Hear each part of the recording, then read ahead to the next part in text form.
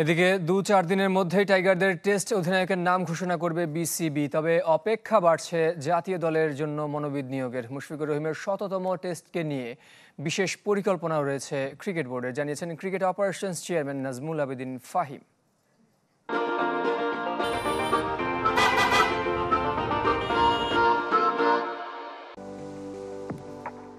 জুলাইয়ে শ্রীলঙ্কা সফরে টেস্ট দলের দায়িত্ব ছেড়েছিলেন নাজমুল হোসেন শান্ত।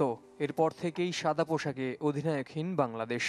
আগামী মাসে আয়ারল্যান্ডের বিপক্ষে ঘরের মাঠে টেস্ট সিরিজের আগে সেই শূন্যস্থান পূরণ করতে চায় ক্রিকেট বোর্ড। পরবর্তী টেস্ট অধিনায়ক হিসেবে আলোচনায় ওয়ানডের মেহেদী হাসান মিরাজ ও টি-20-র লিটন দাস। গুঞ্জন রয়েছে তাইজুল ইসলামকে নিয়েও। তবে শেষ পর্যন্ত কার হাতে উঠবে আর্মব্যান্ড জানা যাবে 2-1 দিনের মধ্যেই।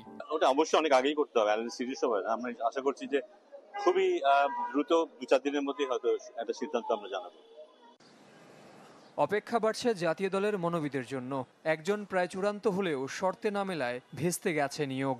আমরা তাকে যেভাবে চাই, যতটুকু সময়ের জন্য চাই, একেবারে দলের সাথে যেভাবে চাই সেভাবে তার পক্ষে সময় যেটা সম্ভব হবে না সেটাই শেষ পর্যন্ত জানিয়েছে।